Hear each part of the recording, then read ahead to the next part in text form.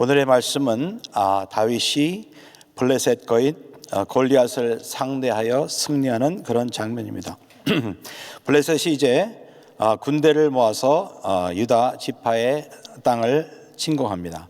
소고라는 곳에서 만나게 되는데 거기에는 엘라 골짜기라는 골짜기가 있습니다. 사진을 준비했는데 보게 되면은 그렇게 높은 산이 아니에요. 근데 두 산 가운데 약간의 넓은 땅이 있고 그것이 이제 엘라 골짜기가 되겠습니다. 그래서 저 멀리 보는 데가 베들레헴 쪽이고 이쪽이 블레셋 쪽의 땅이 되겠습니다.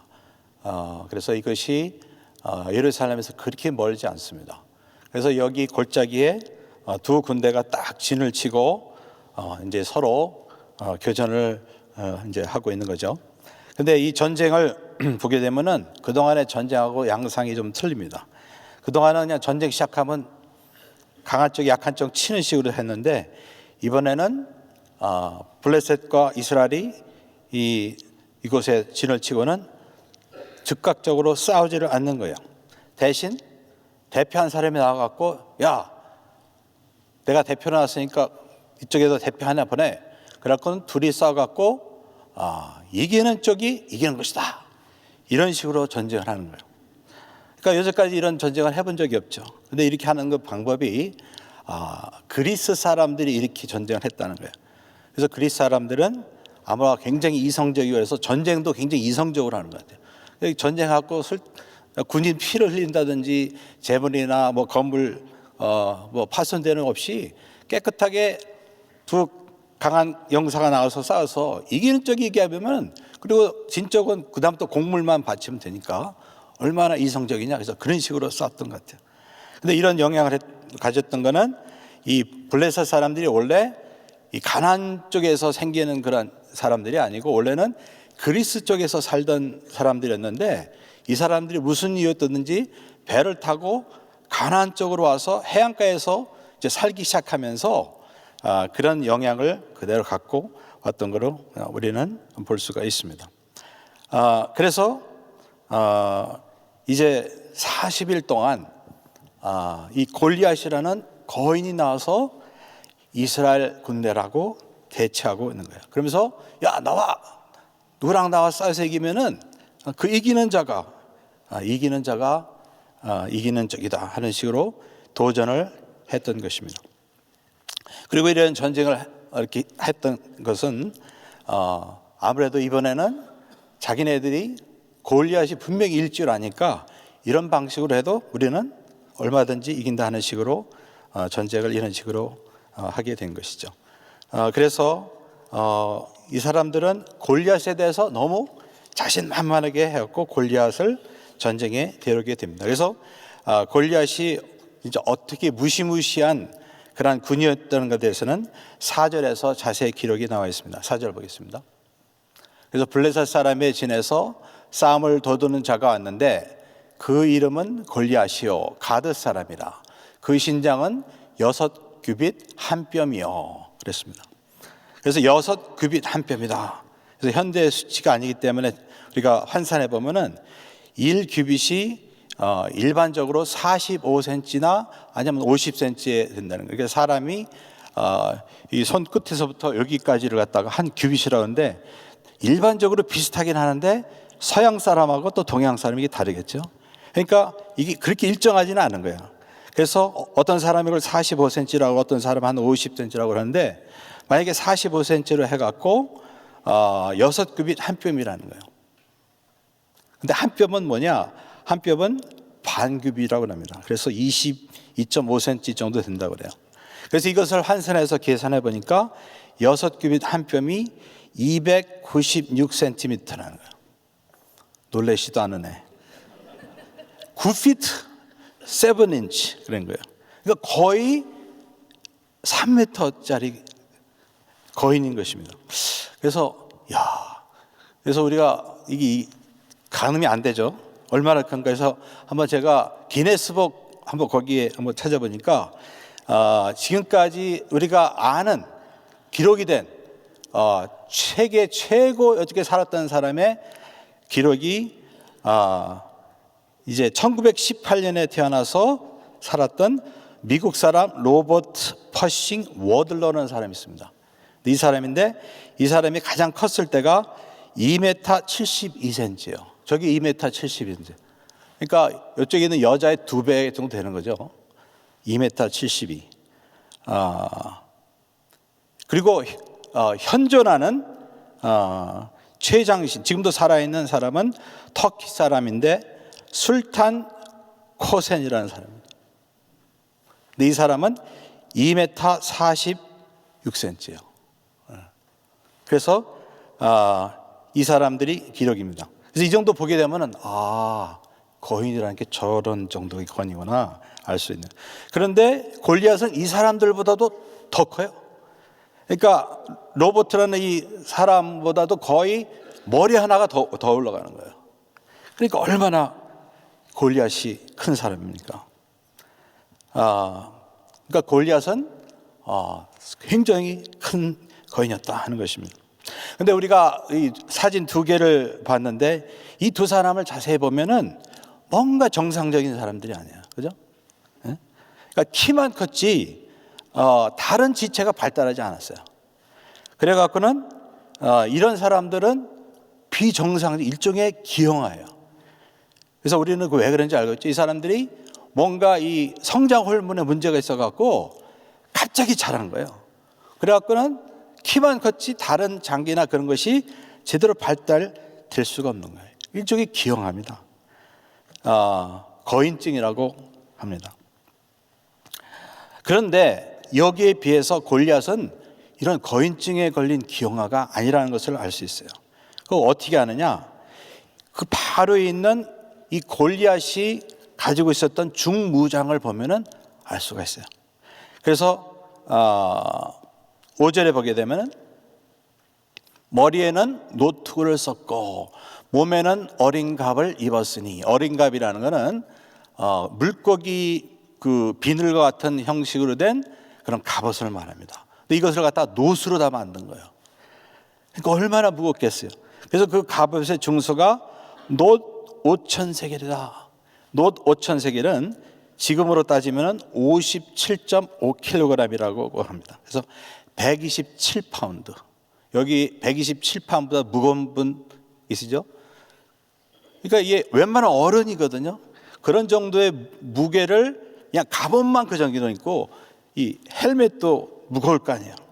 거기다가 6절에 보면 그 다리에는 놋경갑을 쳤고, 다리에도 다리를 보호하는 놋으로 만든 그러한 장치를 하고, 어깨 사이에는 놋 단장을 메었으니 그랬습니다. 그러니까 이 사람은 무기가 단창이었는데 그 창자로는 배틀채 갖고 그랬습니다. 그러니까 배틀채는 요새 배틀을 갖다 쓰지 않으니까 옷감 만드는 기로 쓰지 않으니까 모르는데, 배틀채는 배틀 만든 나무로 만든 기구에 이렇게 가로자로 긴 막대기를 말합니다. 그러니까 상당히 길어요. 그러니까 아주 긴 막대기 같은 것을 나무로 만든 게 아니고 놋으로 만들었어요. 그러니까 얼마나 무겁겠어요. 그래서 그 놋에 창날만 철 600세겔이라고 했습니다. 그러니까 창날이 어느 정도로 무겁냐면 7kg예요. 그러니까 놋 그 막대기 그것만 해도 상당히 무거울 텐데 거기다가 창날만 7kg짜리니까 무시무시하게 무겁고 큰 거예요. 긴 그런 창을 들었습니다.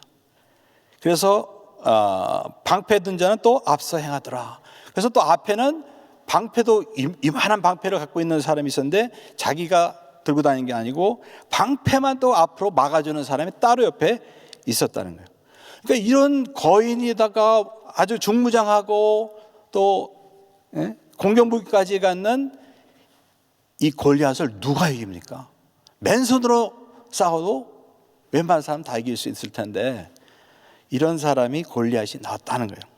그러니까 이 블레셋 사람들이 이런 전쟁 방법을 택한 이유를 알겠죠? 뭐 이길 걸 확실히 하니까 이런 골리앗을 데리고 나온 것입니다. 그래서 이 사람은 키만 멀쩡하게 큰 그런 사람이 아니고 온몸이 장대하고 근육이 발달되고, 그래서 그 칼로서 창으로서 능수능란하게 싸울 수 있는 그와 같은 대단한 거인이었다는 것입니다. 그래서 사진 한번 찾아봤습니다. 그래서 대충 이런 식으로 골리앗이 나와서 이스라엘 사람을 도전한 거예요. 그래서 이 이스라엘의 아주 어린 아이가 나와서, 다윗이 나와서 있으니까 저 뒤에는 그 블레셋 사람들 모든 족속들이 같이 막 농담하냐 하면서 다 웃고 있는 그런 장면입니다. 그러니까 상당히 거인이었다, 그런 거죠. 그래서 이 골리앗이 나와서 40일 동안 이스라엘을 도전합니다. 그리고 온갖 모욕을 다 퍼붓는 것입니다. 그래서 보게 되면은 자기들의 신의 이름으로 이스라엘 군대를 저주했다는 거예요. 그러니까 그 당시에 그 사람들은 전쟁을 두 민족이 했을 때 승리하게 되면은 자기네들의 신이 이겨 승리한 거다 이렇게 믿었다는 거예요. 그러니까 이 사람들이 나와서, 골리앗이 나와서 자기들의 신의 이름으로 이스라엘 군대를 저주했다는 거는 우리의 신이 너희들보다 세다 이거예요. 그러니까 이게 어떤 인간끼리의 전쟁이 아니고 신의 전쟁이 되고 그런 거예요. 하나님의 이름이, 명예가 그냥 저절로 걸리게 되는 거예요. 그러면서 이스라엘 백성, 이스라엘 군대를 저주했으니까 이건 사실은 그 하나님, 이스라엘의 하나님을 모욕하고 저주한 거랑 마찬가지라는 것입니다. 그래서 이제 40일 동안 골리앗이 나와서 이스라엘군을 조롱하고 모욕하지만은 아무도 맞설 사람이 없었다 하는 것입니다. 사울은 옛날에 다른 족속이, 암몬 족속이 많은 군대를 데리고 찾아왔을 때는 그때는 성령 충만해서 분기가 나서 성령의 능력으로 전쟁을 해갖고 결국 이긴 적이 있었는데, 지금은 그 성령께서 다 떠나셨는지 그런 분기도 없고요. 그냥 두려워 떨고 있었어요. 그러니까 사울이 떠니까 다른 사람은 볼 거 없는 거죠. 그래서 사울은 야, 우리를 위해서 대신 싸겠냐 하면서 싸워 나가는 사람은 돈도 줄 것이고 내 딸도 줄 것이고, 그리고 그 집안을 모든 나라에서 부과하는 그런 세금이나 병역 면제에서 면제시켜 줄 것이다 했는데도 한 사람도 나와서 싸울 사람이 없었다. 그런데 이런 상황 가운데서 한 사람이 나타난다는 것이죠. 그것이 바로 다윗인 것입니다. 다윗도 원래 거기 있지 말아야 될 사람인데 형들에게 식량을 전달하는 명령을 받고 아버지의 부름을 받고 전쟁터에 나왔다가 우연히 이것을 목격한 것입니다. 그래서 다윗은 이것을 보면서 분노합니다. 그 이유는 그는 이러한 상황 가운데서 저 골리앗이 하나님을 모욕한다 하고 보았기 때문인 것이다. 26절 보겠습니다. 다윗이 곁에 있는 사람들에게 말하여 가로되 이 블레셋 사람을 죽여 이스라엘의 치욕을 제하는 사람에게는 어떠한 대우를 하겠느냐. 이 할례 없는 블레셋 사람이 누구한데 사시는 하나님의 군대를 모욕하겠느냐 그랬습니다. 그래서 이는 하나님을 군대를 모욕하는 것을 하나님을 모욕하는 걸로 여겨서 분노했다는 것입니다. 그래서 우리는 이 장면에서 두 가지 반응을 봅니다. 우선 사울과 이스라엘의 군인의 반응입니다. 그들의 반응은 두려움이었습니다. 그러나 여기에 기름 부음을 받은 다윗의 반응을 봅니다. 그것은 의분이었습니다. 거룩한 분노, 의분이었습니다. 그러니까 지가 누구간데 천지를 만드신 왕의 왕이신 그 하나님을 모욕하느냐 하고 말을 하고 있습니다. 제가 그래서 오늘 은혜 나눌 한 구절의 말씀은 26절입니다. 다윗의 곁에 있는 사람들에게 말하여 가로되 이 블레셋 사람을 죽여 이스라엘의 치욕을 제하는 사람에게는 어떠한 대우를 하겠느냐. 이 할례 없는 블레셋 사람이 누구한데 사시는 하나님의 군대를 모욕하겠느냐. 이때 다윗은 추정컨대 한 15살 정도 되는 양치는 소년이었습니다. 그래서 아버지의 부름을 받고 이제 전쟁터에 왔지만은 사실은 하나님께서 다윗을 전쟁터에 보내신 거예요. 그래서 이런 상황을 이제 다윗도 목격을 하는데, 다윗은 사울이나 다른 이스라엘의 군인들이 보는 것과 다른 각도로 다른 눈을 가지고 이 현상을 보게 됩니다. 사울과 그 모든 군인들은 그들이 보는 그 눈으로 골리앗의 그 크기나 그의 무장이나 그의 힘을 보고 두려워합니다. 그들은 단지 그들이 가지고 있는 육신의 눈으로만 보았기 때문인 것입니다. 그러나 주님의 기름 부음 받은 다윗은 사울이나 다른 이스라엘이 보지 못하는 것을 보고 있습니다. 그것은 성령님의 도우심으로 영적인 눈이 열려서 믿음의 눈으로, 또 하나님이 보시는 그 눈으로 똑같은 현상을 본 것입니다. 그래서 영적인 눈으로 볼 때 지금 현재 일어나고 있는 것은 골리앗이라는 자가 하나님을 모욕하고 있다 하고 그것을 본 것입니다. 그것도 자기 땅이 아니고 다른 사람, 하나님의 다스리는 그 땅을 침범해서 하나님의 백성, 하나님의 군대를 도전하고 그리고 하나님을 모욕하고 있다고 이것을 본 것입니다. 그래서 그 골리앗이 그들의 신들의 이름으로 이스라엘 군대를 모욕하는 것을 여호와를 모욕한다고 보고 있는 것입니다.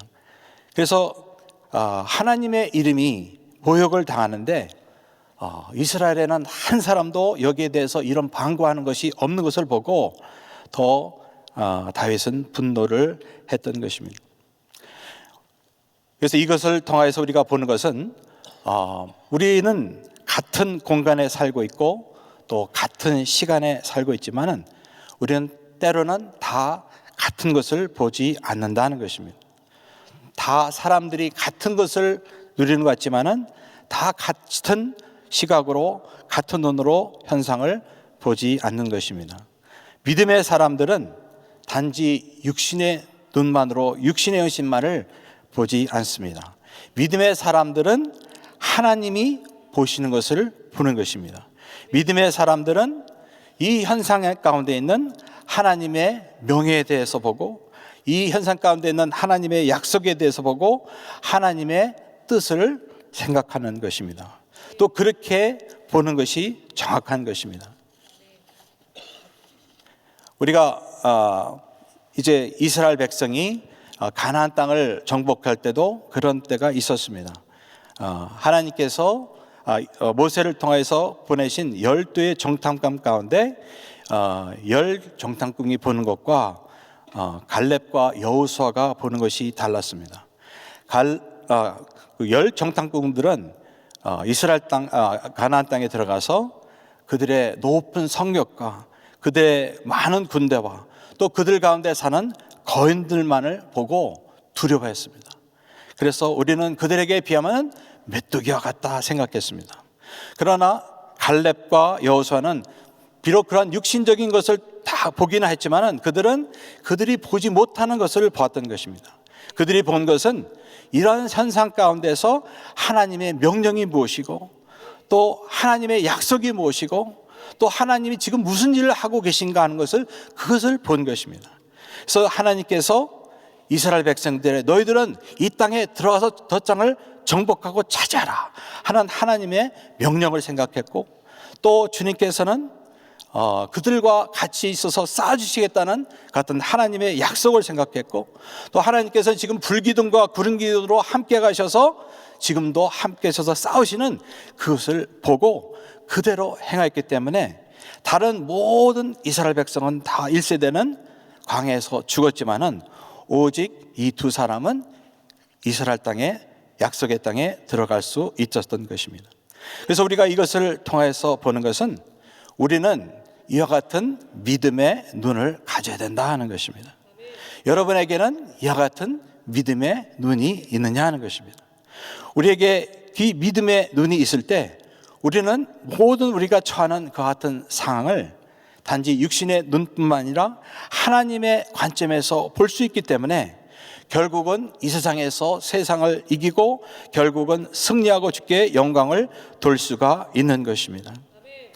지금 현재 사울과 이스라엘의 그 군대 앞에는 골리앗이라는 그런 엄청난 크기의 거인이 버티고 있지만은, 그러나 그것은 단지 육신의 현상일 뿐 진적으로 영적인 눈으로 볼 때는, 하나님의 눈으로 볼 때는 사실은 골리앗은 아무것도 아닌 거예요. 하나님은 말씀으로 천지를 지으신 그 하나님이기 때문에 키가 좀 크고 우장이 좀 있는 그 한 개인이 나와서 거기 나와서 하나님을 모욕한다 해도 그것은 하나님한테는 아무런 이유가 될 수가 없는 것이죠. 그래서 이 영의 눈으로 이 현상을 바라보는 다윗은 결국은 그 믿음의 눈으로 보고 행했기 때문에 결국은 이것을 통하여서 이스라엘을 구원하고 하나님께 영광을 돌 수가 있었던 것입니다. 그러므로 우리는 다윗과 같이 어떤 현상을 단지 육신의 눈으로만 볼 것이 아니고 믿음의 눈으로 봐야 되는 줄 믿습니다. 그것이 바로 믿음으로 사는 길이고, 그것이 정확한 길이고 승리의 길이고 형통의 길인 줄 믿습니다. 우리가 단지 육신의 눈으로 보고 행동한다면 우리는 사울과 이 이스라엘 사람처럼 결국은 두려움 가운데 살다가 실패할 수밖에 없는 것입니다. 그래서 우리는 다윗은 이와 같은 믿음의 눈으로 살 줄 알았고, 그리고 나머지의 다윗의 일생을 다 살펴보면은 이와 같은 믿음의 눈으로 계속 살았기 때문에 그의 왕국이 강하고 그는 이스라엘의 왕 중에서 가장 위대한 왕이 될 수가 있었던 것입니다. 예를 들어서 그는 법궤가 예루살렘에 들어올 때 비록 왕의 신분을 가졌지만은 그 법궤 앞에서 춤추며 볼기가 드러날 정도로 기뻐하고 신나게 찬양했다는 거예요. 그러나 미갈은 이것을 볼 수가 없었어요. 미갈은 단지 자기의 남편이 왕으로서 채신 없이 그렇게 행동한다고 막 꾸짖었어요.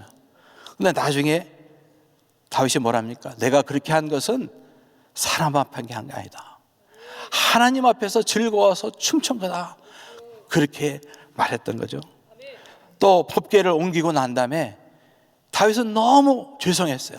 자기는 백향목으로 지은 이 진짜 좋은 궁전에 살고 있는데 주님의 임재를 상징하는 이 법궤는 천막 아래 있는 거예요. 그러니까 너무 송구스러운 거예요. 그래갖고는 선지자들을 통해서 그렇게 말한 거예요. 내가 성전을 짓고 싶습니다. 그렇게 말한 거예요. 근데 주님은 뜻은 거기에 있는 게 아니었죠. 아니다. 내가 질 게 아니다. 그렇지만은 하나님이 그 마음을 받으신 거예요. 그래서 어떻게 합니까? 네가 나에게 집을 지어주기 원했느냐? 아니다. 내가 너를 위해서 집을 지어줄게 하면서 하나님이 다윗에게 영원한 왕조라는 집을 주신 거예요. 그래서 결국은 다윗의 집안에서 메시아가 태어나는 놀라운 그러한 축복을 받게 된 거예요. 또 압살롬의 반란으로 도망가잖아요. 근데 그 따라오면서 막 시므이라는 그런 베냐민 사람이 다윗을 욕하고 저주합니다. 그랬더니 옆에 있는 아비새가 내가 저놈 가서 죽일까요? 그랬더니 아니다, 냅둬라. 여호와가 나를 저렇게 하라고 하니까 냅둬 하면서 가는 거예요. 그러니까 다윗은 지금 당하고 있는 이런 모든 상황이 자기가 우리아 와이프를 범하고 그 남편 우리아를 죽인 것 때문에 하나님의 그 같은 징계로 벌어지는 것을 알기 때문에 그냥 냅두라는 거예요. 지금 그럴 때가 아니니까 언제 하나님이 알아서 다 할 테니까 가자, 그렇게 하는 거예요. 이것도 보면은 다윗이 영의 눈이 열리기 때문에 지금 하나님이 무슨 일 하시는 것을 알기 때문에 그렇게 행동할 수 있는 거죠. 또 마지막으로 다윗은 이제 전쟁을 하다가 목말랐어요. 그래서 내 고향 땅 베들레헴에 그 이제 맛있는 우물이 옆에 있는데 누가 좀, 그랬더니 그것을 듣고 있는 새 용사가 적진을 뚫고 들어가서 그 물을 가져왔어요. 근데 다윗이 그걸 마시려다가 문득 아니야, 이렇게 귀한 거를 내가 어떻게 마시냐. 그래서 그거를 그냥 땅에다 붓는 거예요. 여러분 육신의 산에 볼 때는 미친 거 아니에요? 자기 목숨을 걸면서 그냥 그 물을 가져왔는데 그냥 버버려 땅에. 근데 그 이유가 있었잖아요. 다윗은 그걸 피라고 본 거예요. 야, 내가 이거 어떻게 마셔? 하나님께 드려주면서 하나님께 부어버렸어요. 그러니까 다윗의 행동을 이렇게 보면요, 육신의 눈을 가진 사람은 잘 이해가 안 돼요. 야, 이 사람 뭐야, 이거 이상한 행동하네. 근데 다윗은 합리적으로 행동한 거예요. 왜? 다윗은 모든 상황에서 하나님을 안 거예요. 모든 상황에서 하나님이 지금 무엇을 생각을 하시고, 하나님의 뜻이 무엇이고, 하나님의 명령이 무엇이고, 하나님의 약속이 무엇이고, 모든 것에 하나님을 이렇게 생각하니까 그때 그렇게 행동을 한 거예요. 근데 그렇게 행동하는 게 맞은 거예요, 사실은. 그리고 그렇게 행동하니까 하나님이 기뻐하시고 하나님이 다윗을 축복하시고 크게 쓰신 것입니다. 그래서 우리가 어떤 상황이든 믿음의 눈으로 보고 행동한다는 게 그렇게 큰 차이를 만드는 거고, 결국 그렇게 사는 사람이 결국은 믿음으로 살고 진짜 하나님이 기뻐하시는 삶을 살 수가 있게 되는 것입니다. 그래서 여러분의 눈을 볼 때, 야, 나는 믿음의 눈이 있는가 한번 생각해 보세요. 우리는 다 눈이 있죠. 근데 믿음의 눈이 있느냐 없느냐 하는 거야. 믿음의 눈이 있는 사람은요, 다른 사람이 보지 못하는 걸 보기 때문에, 주님의 수준으로 보기 때문에 정확하게 살고, 또 그 사람은 하나님을 기쁘시게 할 수 있는 것입니다. 일제시대 때 어떤 일화가 있어요. 이거는 서양 선교사님이 감동받아서 막 서로 나눈 그런 얘기였다는 것이죠. 그 당시 황해도 해주 지방에 어느 교회가 건축했습니다. 교회를 건축했어요. 그래서 이제 성도들은 자기가 가지고 있는 뭐 돈이나 뭐 땅 문사나 뭐 그런 걸 가지고 교회 와서 다 건축 헌금으로 바쳤습니다. 근데 그 교회는 행상을 하는 어떠한 성도가 있었어요. 근데 이 성도는 행상을 하는데 그 짐을 나귀에다가 올려놓고 나귀를 끌고 다니면서 장사를 하는 사람이었다는 거예요. 근데 이 사람이 믿음이 참 좋았던 것 같아요. 자기네들은 바치려고 해도 바칠 돈이 없는 거야. 근데 딱 보니까 나귀가 있는 거예요. 나귀가 눈에 들어온 거예요. 그래서 이 남편이 그 나귀를 바치자고 아내한테 말하는 거예요. 근데 아내도 믿음이 참 좋았던 것 같아요. 그러죠. 하면서 이 부부가 그 나귀를 하나님께 바치기로 작정합니다. 그래서 바치는 날 아내는 꽃을 어디다가 예쁘게 이렇게 모아갖고 이 화환을 만들어서 이 나귀의 목에다 딱 걸고 그를 끌고 가서 목사님 이거 건축 헌금으로 바칩니다. 바쳤다는 거예요. 근데 얼마나 이게 감동했어요. 교회 성도님들은 다 알아요. 이 사람들에게는 이 나귀는 사실은 전 재산이고 지금 먹고 사는 데 있어서는 가장 중요한 걸 알기 때문에, 그래서 이게 굉장히 이제 사람들한테 감동을 주고 유명했다는 거예요. 근데 이 이후에는 어떻게 했겠습니까? 이 두 사람은 장사를 하긴 해야 되잖아요. 근데 짐은 크잖아요. 하지만 어떻게 해요? 나귀가 없잖아요. 그래서 이 부부가 그 무거운 이 짐을 어깨에 메고 그 마을을 돌아다니면서 장사를 했다는 거예요. 그래서 나중에 간증을 들어보니까 이분들은 그 지고 다니면서 무거울 때마다 뭘 생각했냐면, 야, 예수님이 나를 위해서 십자가를 지고 갈 때 얼마나 무겁게, 이 생각을 했다는 거예요. 그래서 이게 간증이 됐을 때 얼마나 많은 사람이 감동을 받았는지, 그게 이제 어느 이제 신앙 잡지에 나와갖고 그 이제 선교사님한테 보고가 된 거예요. 그러니까 선교사님도 서양 선교사님이 보니까 이런 거는 서양 사람들은 생각할 수 없거든. 그래갖고 이게 모두 서양 사람들이 하는 선교사님들의 그런 잡지에 실리고, 그래서는 꽤 유명한 일화였다는 거예요. 그래서 이것을 제가 이렇게 들으면서 그렇구나. 이 사람들도 믿음의 눈으로 산 거예요. 그죠? 바칠 때도 믿음의 눈, 그리고 바치고 나서도 이런 현상 가운데 주님의 눈으로 본 거예요.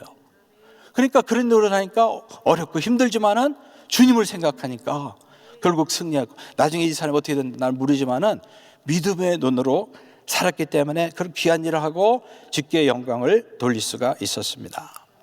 그래서 우리는 같은 시간과 공간을 살고 있지만은 우리는 믿음의 눈을 가지고 믿음으로 사시는 저와 여러분 되시길 예수 이름으로 축원합니다. 그래서 지금 우리가 현재 살고 있는 이런 상황 가운데서 진짜 믿음의 눈으로 우리는 어떻게 바라보고 어떻게 살아야 하는 게 참 중요합니다. 그래서 우리가 주님이 주신 그 지혜와 계시형으로 믿음의 눈으로 보면서 날마다 승리하시는 저와 여러분 되시길 예수 이름으로 축원합니다. 기도합시다. 사랑의 하나님 감사합니다. 오늘도 말씀을 통하여서 믿음의 눈으로 사는 것에 대해서 배웠습니다. 다윗은 믿음의 눈으로 살기 때문에 일평생 참으로 형통하고 승리할 수 있었습니다. 지혜와 계시형을 저들에게 주셔서 믿음의 눈으로 보고 행동하는 저들 되게 하여 주옵소서. 예수 그리스도의 이름으로 기도합니다. 아멘. 우리 말씀 생각하시면서 나 가진 것 없으나 찬양합니다.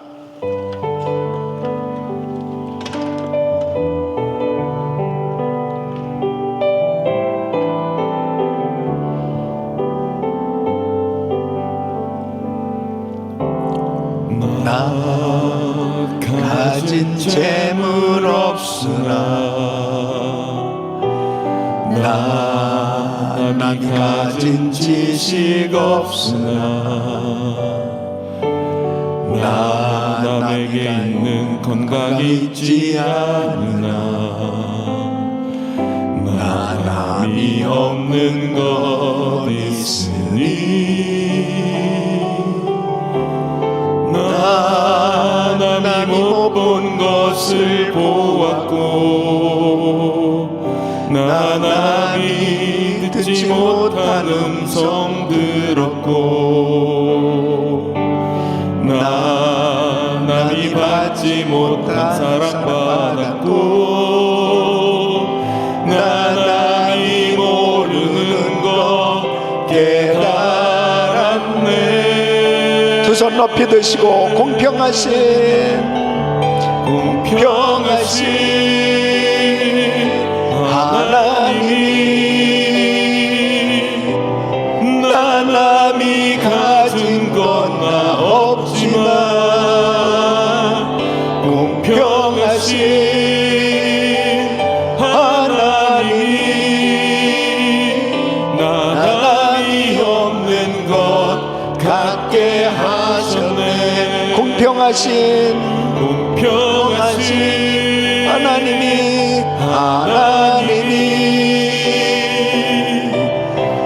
남이 가진 건 나 없지만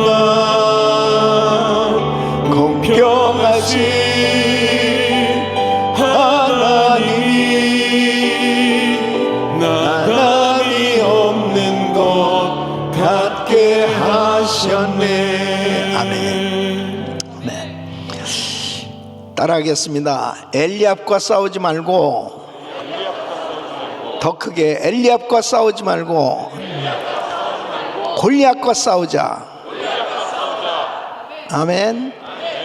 지금 이 다윗이 이제 골리앗하고 싸워야 되는데 누가 딱 방해합니까? 누가 가로막습니까? 자기의 제일 큰형 장형 엘리압이 나타났어요. 이놈의 자식, 너 전쟁 구경하러 왔지? 너 정말 교만해. 너 아버지 양은 어디다 뒀어? 이러면서 이 아버지 심부름으로 왔단 말이에요. 그런데 이렇게 억울한 소리를 들어야 됩니까? 그런데 이 다윗이 엘리압하고 안 싸워요. 내가 지금 그런 생각으로 온 거 아니에요 하고 돌이켜. 이 돌이키는 게 중요해요. 더 이상 안 싸운단 말이에요. 그리고 전과 같이 사람들과 이야기하고 전쟁에 나가는 거예요. 그러니까 우리의 싸움은 혈과 육에 대한 것이 아니요 공중의 권세점은 악의 영들에게 대함이라. 교회 안에서도 주의 일을 하려고 하면 가까운 사람을 통해서 쓸데없는 시험이 올 수 있어요. 멀리서 알지도 못하는 사람 통해서 시험이 오는 게 아니에요. 그럴 때 영적 분별력이 있어야 됩니다. 만약에 엘리압하고 싸웠으면 다윗은 그것으로 끝난 거예요. 화딱지 내면서 내가 교만하다고, 내가 무슨 전쟁 구경하러 왔다고 그러면서 그냥 다 모든 거 팽개치고 그냥 집으로 내려갔으면 거기서 끝이에요. 그런데 엘리압하고 안 싸우고 골리앗하고 싸웠기 때문에 위대한 장군이 됐고 왕이 될 수 있었습니다. 여러분 꼭 이 믿음의 눈으로 영적 상황을 잘 분별력을 가지고 주의 일을 감당해야 승리할 수 있습니다. 한 해가 가기 전에 다시 한번 우리들에게 방해가 되어지는 부분들이 뭔가, 정말 하나님께서 주신 이 귀한 사역 사명을 제대로 감당해야 되는데 쓸데없는 일에 에너지 낭비하지 말고 정말 오직 하나님 앞에 더 엎드려서 믿음의 눈으로 하나님의 일을 감당할 수 있기를 예수 이름으로 축원합니다. 두 손을 가슴에 모으시고 몸이 아픈 분들 아픈 곳에 손 얹으세요. 고마우신 아버지 하나님, 믿음의 눈으로 보는 자들이 되게 하여 주시옵시고 영적 분별력을 가지고 하나님이 기뻐하신 뜻에 전적으로 순종하며 나갈 수 있도록 도와 주시옵소서. 행여라도 우리 신앙생활하면서 사역하면서 걸려있는 모든 부분들 영적으로 잘 분별하고, 우리의 싸움은 혈과 육에 대한 것이 아니고 공중의 권세 잡은 악의 영들과의 싸움이라는 사실을 분명히 인식하고 악의 영들을 물리치며 승리하는 삶 되게 하여 주시옵소서. 하나님의 약속을 붙들고 믿음으로 하나님의 뜻대로의 삶이 되게 하여 주시옵소서. 아버지 하나님, 대한민국이 너무나 혼란스러운 가운데 있습니다. 아버지 하나님, 교회마다 이제 기도로 일어나게 하여 주시옵소서. 깨어 기도하게 하여 주시고 나라를 위해서 기도하는 아버지 하나님, 믿음의 사람들이 구름대같이 일어나게 하여 주셔서 나라가 바로 세워지게 하여 주시옵소서. 이 나라를 혼란케 하는 모든 사단의 영들이 다 떠나가게 하여 주시고 대한민국이 다시 한번 개조되게 하여 주셔서 하나님의 나라, 하나님의 뜻을 이루는 나라가 되게 하여 주시옵시고 하나님께서 통치하는 나라가 되게 하여 주셔서 하나님 앞에 이번 기회에 다시 한번 바로 세워질 수 있도록 역사하여 주시옵소서.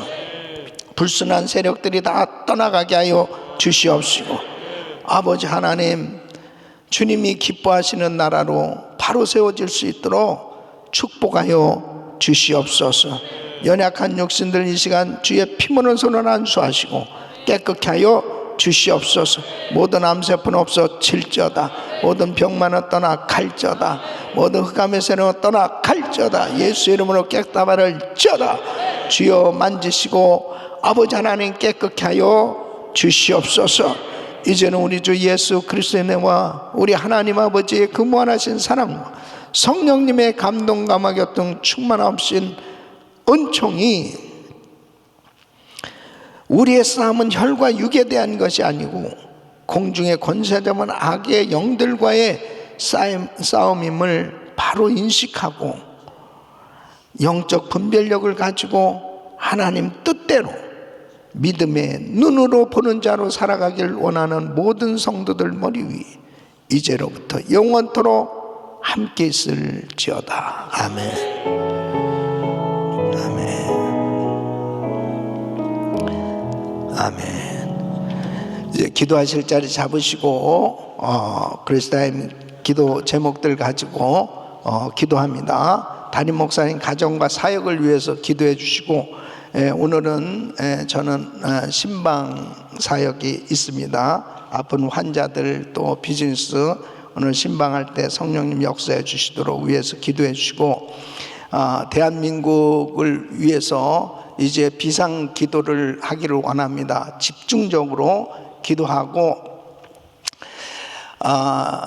이제 이 한국에 있는 이 뜻 있는 교회들이 전부 비상 기도를 했으면 좋겠다는 그런 감동이 왔어요. 그래서 전부 교회들이 이때 일어나서 정말 기도해야 하나님께서 역사하셔서 바로 세워질 수 있습니다. 나라를 위한 기도는 좌파도 우파도 없는 거예요. 정말 오직 나라를 위해서 기도하는 신실한 믿음의 사람들의 기도를 들으시고 하나님께서 역사하실 줄 믿습니다. 위에서 집중적으로 기도하고 우리도 어느 시점에 이 남가주 전체가 정말 우리 한인들이 우리 대한민국을 위해서 기도하는 그 기도 모임을 만들어야 되겠다 이런 그런 감동이 왔어요. 그래서 하여튼 나라가 어려울 때 우리가 기도밖에 없거든요. 기도해야 됩니다. 위해서 더 집중적으로 기도하기를 바랍니다. 성가제를 위해서 기도해 주시고, 그 다음에 오늘 부서는 그룹 6입니다.